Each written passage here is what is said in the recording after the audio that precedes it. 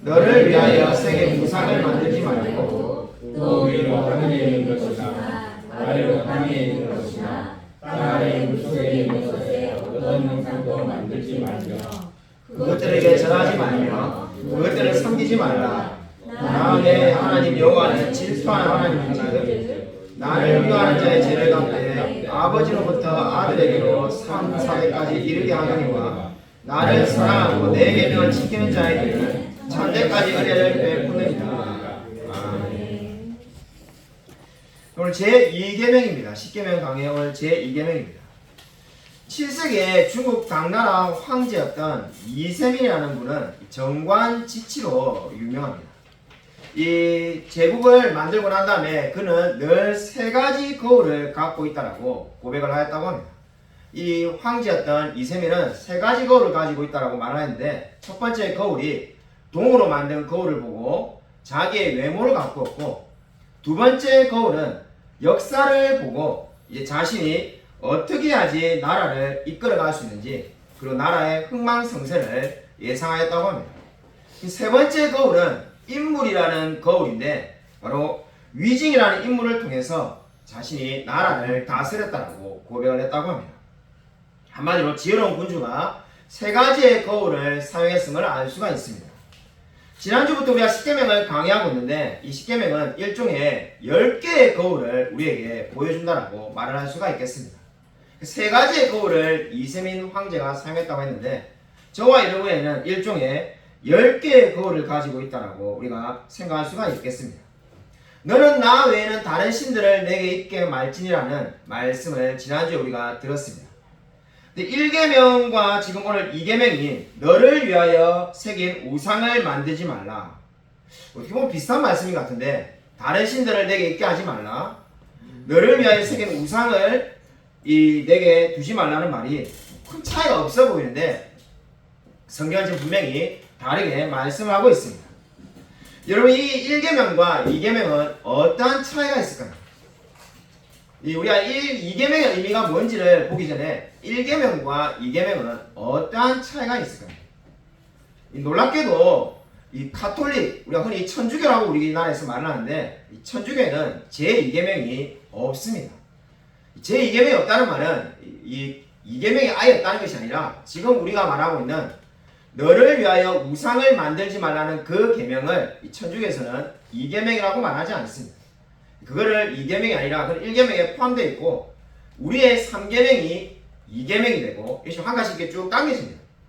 당겨지면 가면 10계명 가면 9계명밖에 없는가? 그렇지가 않고, 이제 우리가 너무나 잘 아는 10계명의 맨 마지막에 내 이웃의 소유를 탐내지 말라는 그 계명을 이 천주교에서는 2개로 나누어서 말을 합니다.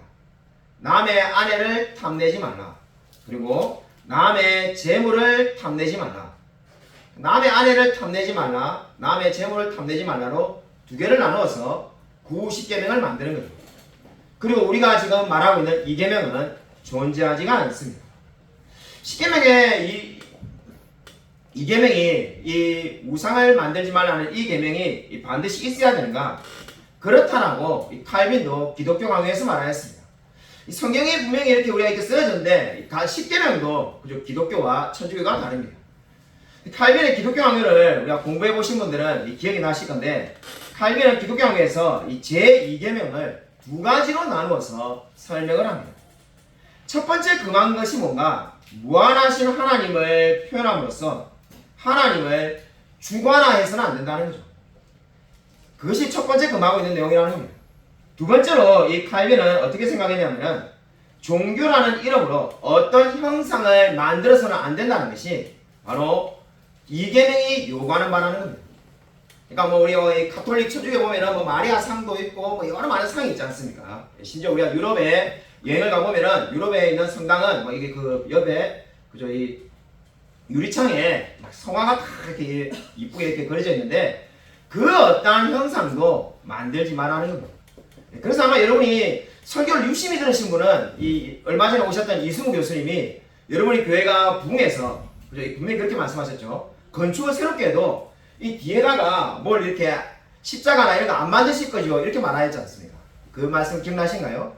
그렇게 말한 이유가 바로 우리가 카톨릭에서 종교개혁을 할 때 우리가 나올 때 그 어떠한 형상도 만들지 않겠다는 신념을 가지고 우리가 이게 강대상에 아무것도 설치하지 않는 겁니다.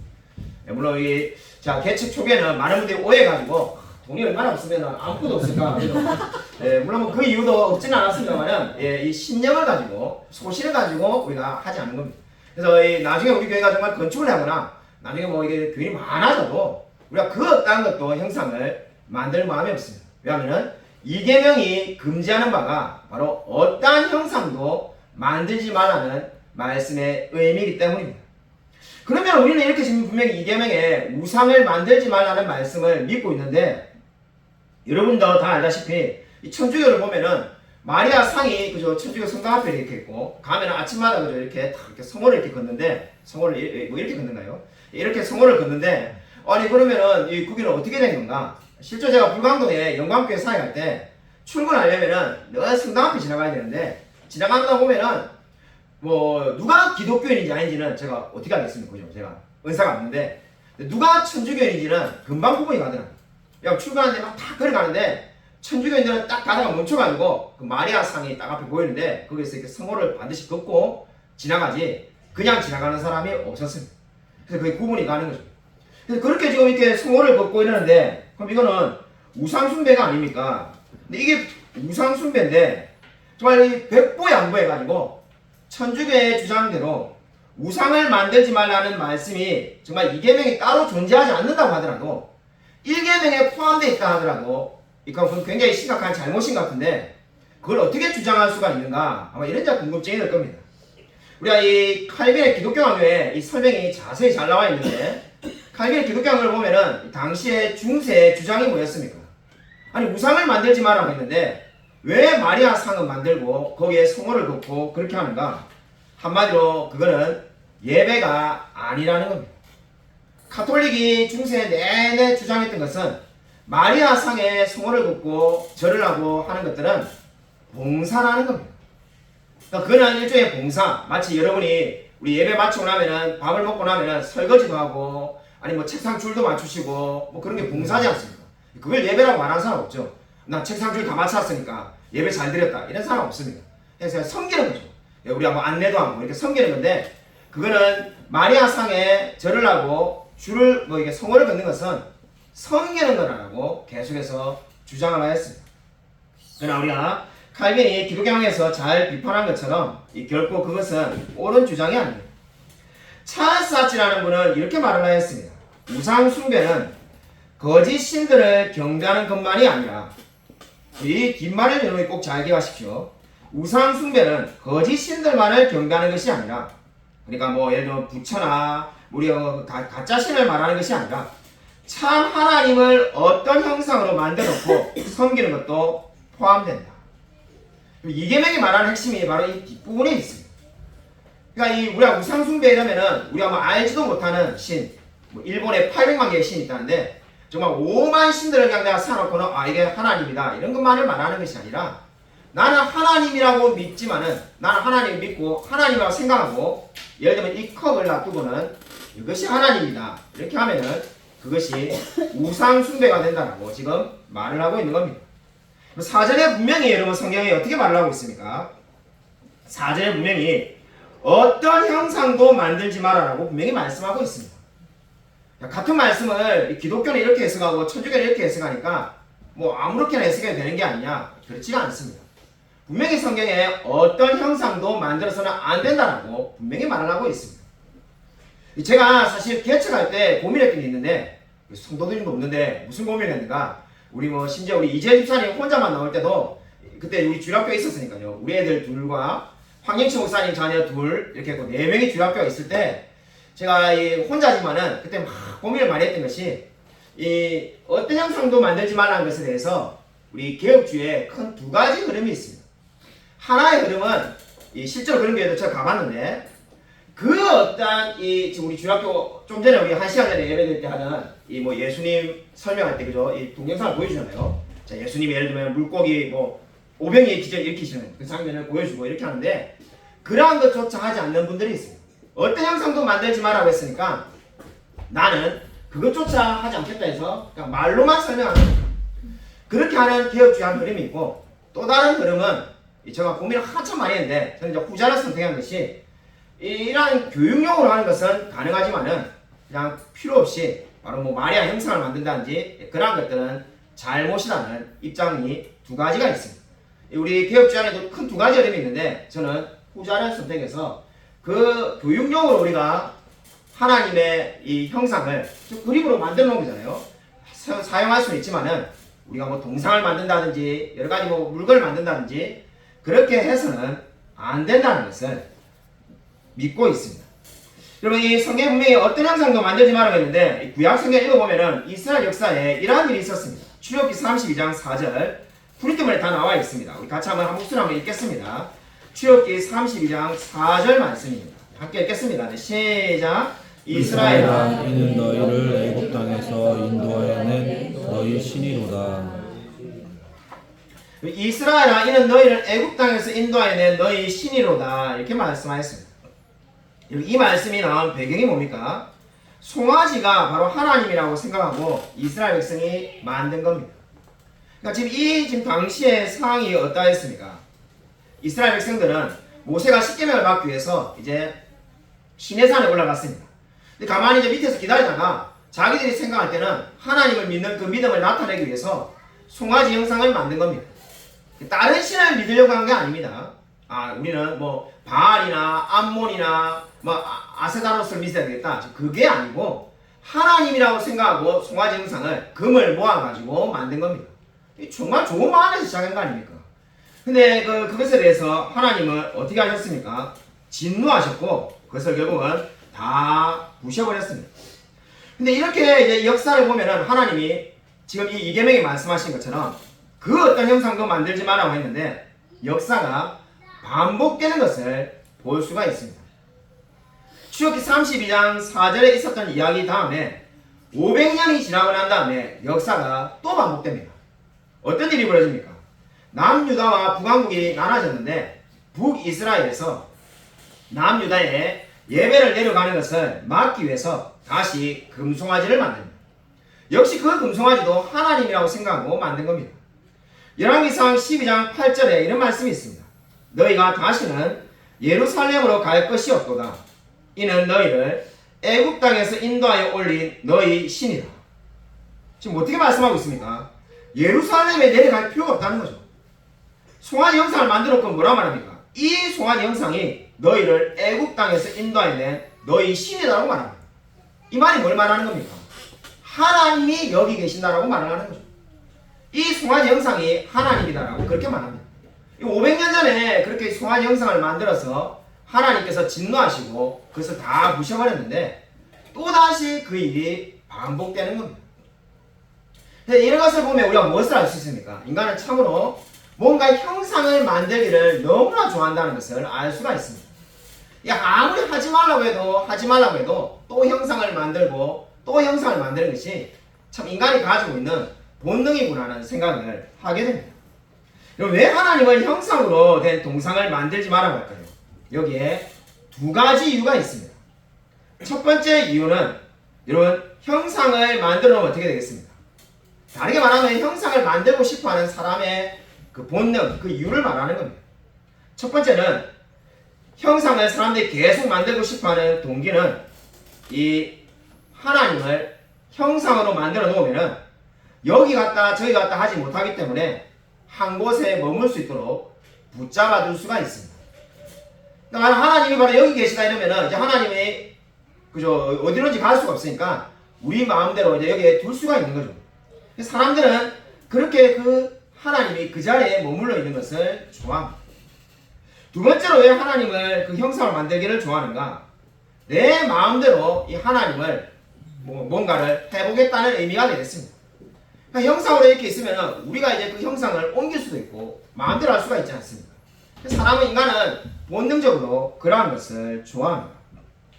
이것이 바로 이 하나님을 형상으로 만들고자 하는 끊임없이 생기는 인간의 제약된 본성이 되겠습니다. 참으로 저는 요즘 들어서 인간이 참 악하다 이런 생각이 참 많이 들고 계속해서 참 놀라운 일이 그죠? 참으로 우리가 인생을 수십 년 사는데도 놀라운 일이 요즘 참 많구나 이런 생각을 요즘 많이 하고 있습니다. 이 요즘 최근에도 제가 몇 가지 놀라운 일이 있었는데 이 얼마 전에 우리 동생이 전화가 와서는 자기 신의 장인어른이 대단한 분이다라고 이렇게 칭찬하는 겁니다. 그래서 이 생뚱맞게 왜 장인어른이 이렇게 대단하다고 칭찬할까? 그래서 뭐 이게 뭐가 대단하냐니까는 경북 알프스라는 게 있는데 7군데를 다 가셨다는 거예요. 그래서 제가 놀라지 않고 듣고 있으니까 안 놀랍냐는 거예요. 근데 내가 경북 알프스가 뭔지를 모르는데 어떻게 놀라겠냐 하니까는 그것도 모르냐는 거예요. 야, 내가 북한산 밑에 살 때도 북한산도 안 올라가 봤는데 경북 알프스를 내가 뭐냐고 그 무슨 하냐니까 경상북도의 높은 산을 7개를 알프스라고 이름 지어가지고 그 높은 산이 있는데 그 연세가 70이 넘은 자신의 장인어른이 그 산들을 다 이렇게 정복했다. 그 사진을 다 보여주더라고요. 그 대단하신 분이네. 건강하신가 보다 이러니까 그게 끝이 아니라는 거예요. 그러니까 또 뭐가 있냐니까는 이 70이 넘은 분이 막 취업을 하신다라고 막 이렇게 해가지고 은퇴하신 지 꽤 오래됐는데 그래서 무슨 일을 하시려고 하나 이렇게 했더만은 이 현대중공업에 정직원으로 취업했다는 거예요. 제가 깜짝 놀래가지고 야, 네가 잘못 알고 있는 거 아니냐. 솔직히 현대중공업에 뭐 경비나 이런 걸로 취업한 거 아니냐니까 아니라는 거예요. 계약직으로 취업한 거냐니까 아니라는 거예요. 진짜 정직원으로 취업해가지고 연봉을 엄청 많이 받는다는 거예요. 그게 어떻게 일어날 수가 있느냐. 보통 우리가 60도 안 돼가지고 현대중공업에 많은 사람들이 은퇴할 건데 야, 내가 그 기사도 봤는데 한국의 대기업의 평균 은퇴 나이가 49세인데 70이 넘은 사람이 취업을 그것도 정직원으로 자기가 이거 정직원으로 취업했다는 것도 보고 다 봤다는 거예요. 그래서 그게 어떻게 가능하냐니까는 어느 날부터 막 자기가 다시 일하고 싶다면서 자격증을 따고 막 수십 군데 이력서를 내길래 왜 이러시나 이랬는데 진짜 다 막 수십 군데 떨어졌지만은 현대중공업에 다시 취업하셨다는 거예요. 깜짝 놀래가지고 와 정말 나이는 숫자에 불과하구나. 정말 인생에 불가능한 게 없구나. 그런 생각이 됐습니다. 그래가지고 우리 동생도 도저히 눈물 많이 봤다면서 막 장인어른이 막 자기에게 그렇게 이야기했다는 거죠. 열심히 살아라고. 인생에 불가능이 없다는 거예요. 제가 정말 깜짝 놀래가지고 충격을 많이 받았어요. 또 다른 요즘에 충격을 받는 이야기가 있는데 제가 요즘 최근에 책을 보는 책이 있는데 이 책을 읽는 내내 가슴이 답답해지는 그러한 책이 있습니다. 읽는 내내 제가 정말 미국 사람이 아닌데도 책을 읽는 내내 한국 사람인데도 가슴이 답답한데 그 책의 내용에 어떤 내용이냐면은 2016년에 미국의 이 버클리라는 유명한 학교 우리가 다 아는 거죠. 이름은 다 들어본 그 버클리라는 유명한 학교가 있는데 거기에서 흑인들이 시위를 했다는 겁니다. 그래서 그 시위의 내용이 뭐냐면은 백인이 그 학교 안에 절대로 들어올 수 없는 장소를 만들어 달라는 거죠. 자, 책을 읽다가 이 번역이 오역인가 생각해가지고 몇 번을 다시 읽었습니다.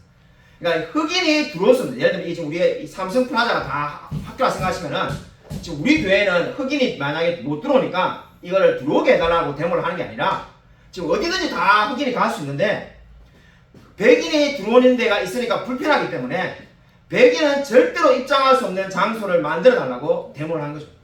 저 읽다가 깜짝 놀랐습니다. 이게 무슨 이야기인가.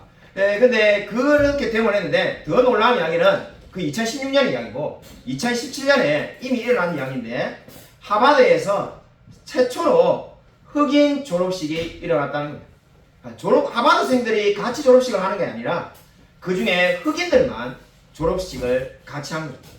제가 읽으면서 너무나 놀랐습니다. 제가 솔직히 그 책을 읽는 내내 그런 생각을 여러 번 들었는데 제가 이 설교 때 제가 이 마틴 루터킹 목사님 이 존경해서 제가 설교 때 우리 교회 지금 8년 반 목회하는 동안에 여러 번 인용했어요. 제가 이거 기억력이 이럴 때 또 기억력이 좋아지더라고요. 찾으니까 내가 이 설교쯤에 했을 건데 해가지고 찾으니까 원고도 있더라고요. 제가 막 그 흑인들이 백인이 다 타면 1960년대 다 버스에 타고 나면은 흑인이 버스에 탈 수 있는 이야기, 흑인을 뒷자리만 앉는 이야기, 뭐 이런 것도 아는.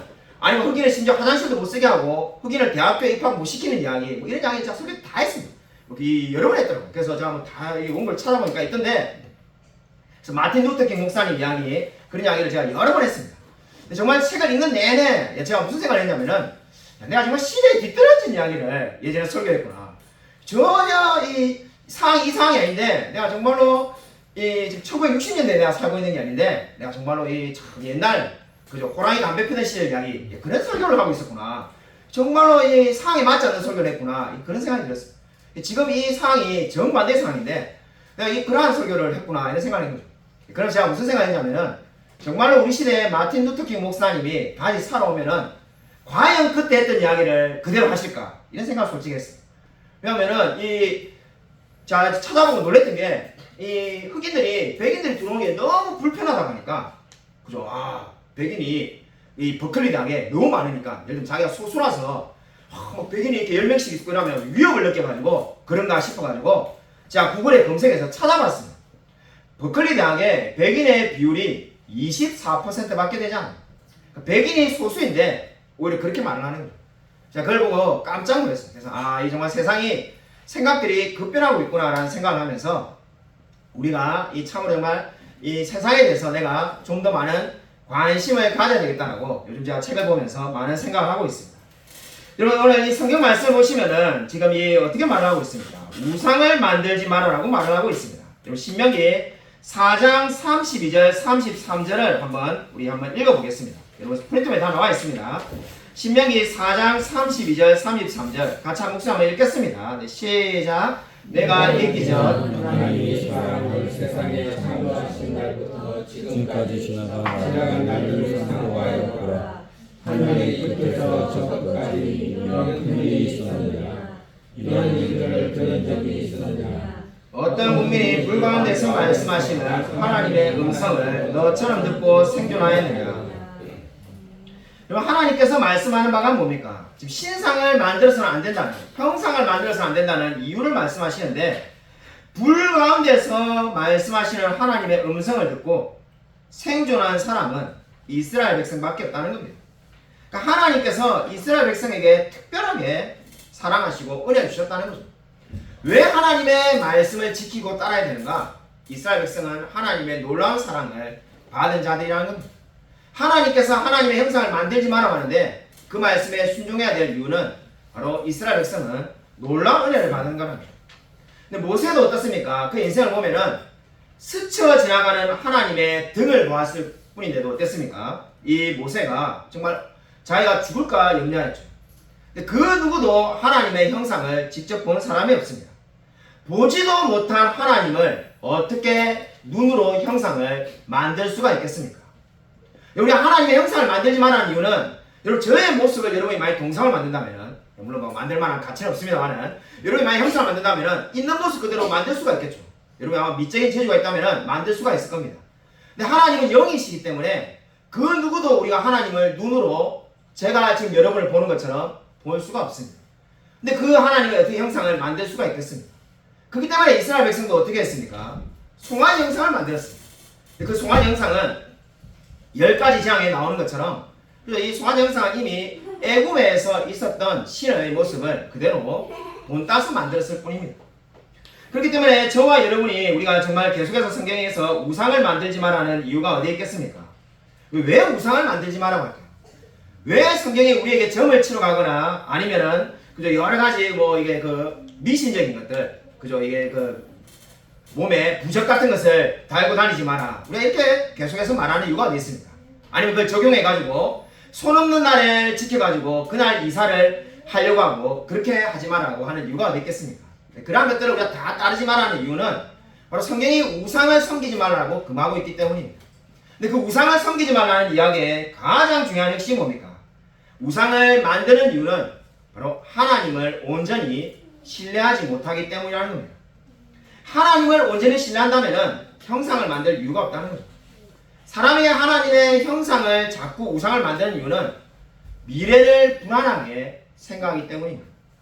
그러니까 이 미래가 불안하기 때문에 뭔가를 만들어 오면 마음에 안심이 됩니다.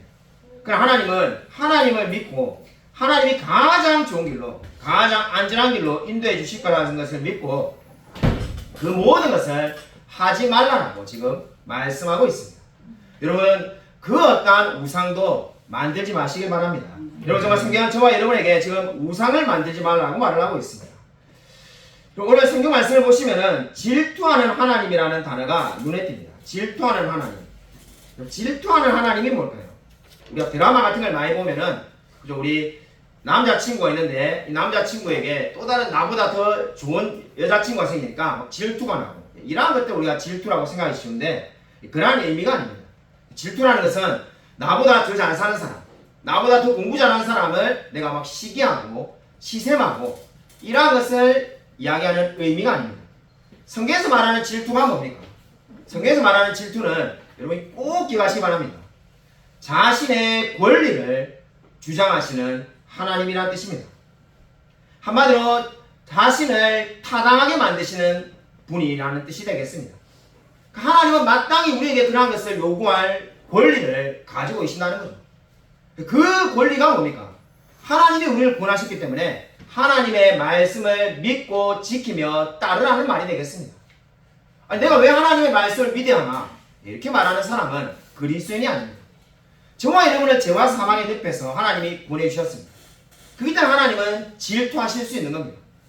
다시 말하자면 그 질투는 시샘하는 것이 아니라 마땅히 요구할 수 있는 권리를 주장하신다는 의미가 되겠습니다. 그렇기 때문에 저와 여러분에게 우리에게 필요한 것이 무엇이겠습니까? 정말 이 하나님의 말씀을 믿고 따르는 것이 되겠습니다. 여러분 이 사무엘상 15장 22절부터 23절을 보면은 이런 말씀이 나옵니다. 우리 하나님의 말씀에 대해 순종하는 것이 얼마나 중요한지에 대한 이 좋은 예가 나오는데 이 말씀을 한번 읽어보겠습니다. 우리 프린트본에 다 나와 있습니다. 프린트본에 나와 있는 말씀 한번 읽겠습니다. 사무엘상 15장 22절 23절 같이 한번 읽겠습니다. 네, 시작. 사무엘이 이르되 여호와께서 번제와 다른 제사를 그의 목소리를 청명하는 것을 좋아하심같이 좋아하시겠나이까. 순종이 제사보다 낫고 듣는 것이 순양의 기름보다 나으니 이는 거역하는 것은 점치는 죄와 같고 완고한 것은 사신 우상에게 절하는 죄와 같음이라. 왕이 여호와의 말씀을 버렸으므로 여호와께서도 왕을 버려 왕이 되지 못하게 하셨나이다 하니. 여러분 사울왕이 하나님의 말씀을 거역하였습니다. 우리가 너무나 잘 아는 것처럼 하나님이 아말렉을 진멸하라고 명령하였습니다. 근데 사울왕이 생각해 보니까 어떻습니까? 경제적으로 가치가 있는 거는 다 죽이기에 너무 아까우니까 이 좀 상태가 좋은 소나 양을 놔두고 상태가 나쁜 양과 소만 죽였습니다. 사실 21세기를 살아가는 우리의 경제적인 관념을 보면은 그죠? 아마 다 사울왕이 옳다라고 생각할 겁니다. 하나님이 너무 무자비한 거죠. 사울왕이 얼마나 현명한 겁니까? 필요 없는 건 다 죽이고 필요한 건 남겨가지고 그죠? 경제적으로 활용하면 되는데 근데 하나님이 뭐라고 말씀합니까? 이 사울왕이 하나님의 말씀을 거역한 것에 대해서 그냥 좀 잘못 판단했다 이렇게 말하는 게 아닙니다. 점을 치는 죄와 같다라고 말을 하고 있습니다. 하나님의 말씀을 어긴 게 점을 치는 거하고 같다는 겁니다. 사울왕이 점을 친 게 아닙니다. 지금 여기서는. 그런데 하나님은 점을 쳤다라고 그렇게 지금 생각하고 계십니다. 근데 놀라운 것은 지금 보시면은 우상이라는 단어가 나오는데 이 우상이라는 단어는 히브리어로 드라빔이라는 단어입니다. 창세기에 나오죠. 창세기에 라반의 딸들이 드라빔을 훔쳐가가지고 엉덩이에 깔고 앉아가지고 아버지에게 빼앗기지 않으려고 하죠. 근데 그 드라빔인데 이 드라빔이 뭔가 역시 점을 칠 때 상하는 겁니다. 그러니까 지금 이 사울은 하나님의 말씀을 어기고 네가 마치 점을 치는 것처럼 인생을 주사위를 던지듯이 유행을 바라고 있다는 겁니다. 그래서 하나님이 그 지금 사울왕의 행동에 대해서 강력하게 비판하고 있습니다. 여기서 우리가 알 수 있는 게 뭡니까? 나는 목사님 점을 치러 한 번도 안 갔고 저는요 비록 한 번도 결코 몸에 여러 가지 이게 뭐 여러 가지 우리가 점을 치면 주는 거 있지 않습니까? 뭡니까? 부적 같은 거를 몸에 달고 다닌 적이 없습니다. 그런다 하더라도 우리가 하나님의 말씀을 어길 때 어떻게 된다는 겁니까? 점을 치는 거하고 마찬가지라고 성경은 말씀하고 있습니다. 성경이 말씀하는 것을 지키며 살라라고 오늘 말합니다. 근데 이렇게 오늘 말씀을 전하면은 우리가 아마 어떤 분들은 상당히 그저 이 설교가 부담이 될 겁니다. 부담이 되는 게 끝이 아니라 아마 어떤 분들은 지금 혼란스러울 수도 있습니다. 이게 우리가 목사님이 로마서 설교할 때 보면은 에베소 설교할 때 보면은 율법으로 구원을 받지 않고 믿음으로 구원을 받는다고 했는데 십계명을 이렇게 막 강조하는 거 보니까 십계명이 뭡니까? 율법이잖아요. 그럼 이거 마치 율법으로 구원을 받는 것처럼 지금 설교하신 것 같은데 이상한데 그렇게 되는 거죠. 여러분들 분명히 제가 다시 말하지만 율법으로 구원을 받는 게 아닙니다. 그러면 이제 우리 이렇게 그저 이게 참 이게 생각보다 많은 분들이 여기서 혼란스러워하죠. 제가 보니까 구원파가 아직까지도 인기 있고 존재하는 이유는 여기에 있는 논리에서 많은 분들이 헷갈려하십니다. 아니 믿음으로 구원을 얻으면은 그럼 율법은 필요가 없는데 왜 율법을 지켜야 되는가? 근데 율법이 필요 없으면 그저 구원파의 논리죠. 일단 구원파가 정확하게 그렇게 주장합니다. 길 건너편에 있는 구원파가 장관이 그렇게 주장해. 근데 그러면은 내가 율법을 근데 막 지키자 이러면은 이제 또 우리가 어떤 생각이 듭니까? 그러면은 율법주의자네. 그건 바리새인이지. 그건 잘못된 건데. 그럼 이것도 아니고 저것도 아니고 뭐 거기서 이제 어떻게 해야 되는가? 뭐 이게 적당히 지켜야 되나? 막 여기서 막 상당히 막 굉장히 피곤합니다. 그래서 많은 성도님들이 굉장히 여기서 혼란스러워요. 사실 신앙을 하는 분도 굉장히 힘들어하는 분들이 많은데 사실 이 생각이 정리되지 않으면은 결국 성경은 우리가 그 의미를 잘 파악할 수가 없습니다. 그럼 어떻게 해야 되는 것이 맞을까요? 믿음으로 구원을 얻는다는 것이 진리입니다. 율법으로 구원을 얻는 것이 아닙니다. 율법은 이미 구원을 받은 자에게 하나님이 주신 겁니다. 분명히 제가 지난주에도 말씀했지만은 이미 홍해를 건너고 난 다음에 하나님께서 십계명을 주셨습니다. 그러면 안 지켜도 되는가? 안 지켜서는 안 됩니다. 안 지키는 사람은 율법 폐지론자가 돼서 교회사에 2000년 내내 존재하였던 이단이 되겠습니다. 율법 폐지론자가 바로 그저 우리 합신에서 이단이라고 몇 년 전에 정죄를 받은 지금도 그저 아마 지금도 담임 목사님 안 뽑고 있을 건데 그 성원아 교회라고 유명한 교회 아시죠? 네, 거기에 있는 목사님 교회 그 교회가 바로 율법 폐지론이 되겠습니다. 그래서 이 이단은 늘 존재합니다. 어떻게 해야 하는 건가요? 율법과 복음 막 혼란스럽게 헷갈리는데 스펄전 목사님이 하는 유명한 말이 있습니다. 이보다 더 탁월한 말이 있습니다. 여러분 우리가 어떻게 해야 되는가? 여러분 이 스펄전 목사님은 이렇게 말했습니다. 어떻게 해서든지 하나님을 섬기려고 하지 않는 사람은 그리스도인이 아닙니다. 여러분 오늘 이 말을 꼭 기억하시기 바랍니다. 어떻게 해서든지 하나님을 섬기려고 하지 않는 사람은 그리스도인이 아닙니다. 십계명을 지켜야만이 구원을 받는 것이 결코 아닙니다. 그러나 그리스도인은 십계명을 지키며 살고자 합니다. 절대로 난 하나님을 섬길 마음이 없어 그 사람은 그리스도인이 아닙니다. 정말로 하나님을 사랑하는 사람은 십계명을 물론 우리가 잘 지킬 수 없고 때때로 넘어지지만은 이 말씀을 붙들고 지키려고 합니다.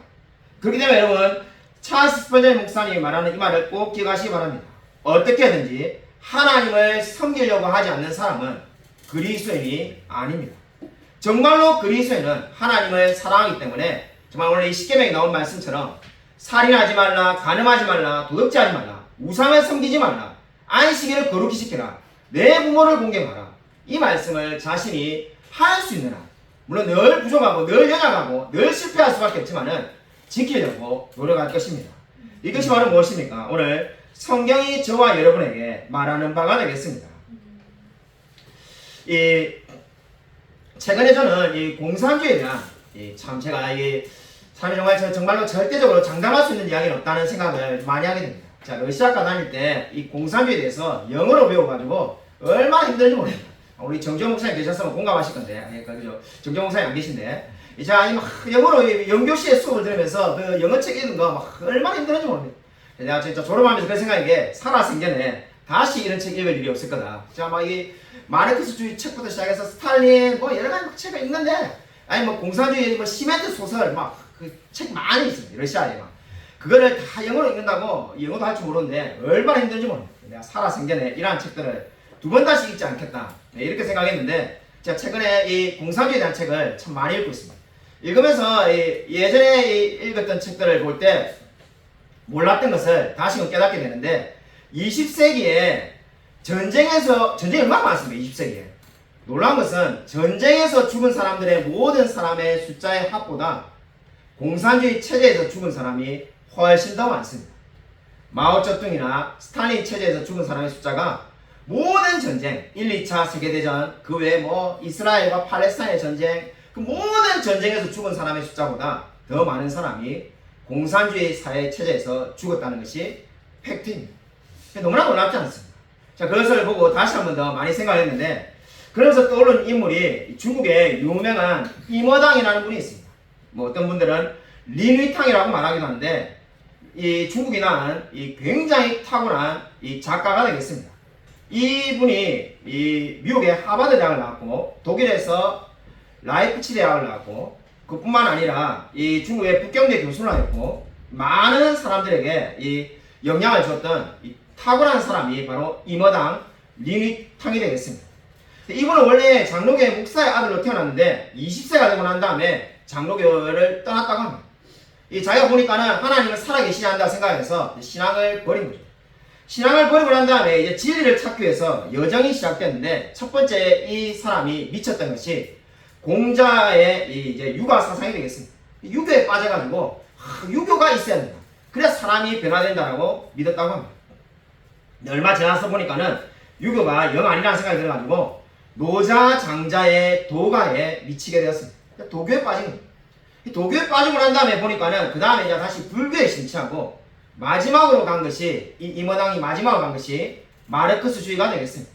마르크스주의에 이제 빠져가지고 이제 이게 인생을 살았는데, 그러고 난 다음에 보니까 삶이 너무나 공허합니다.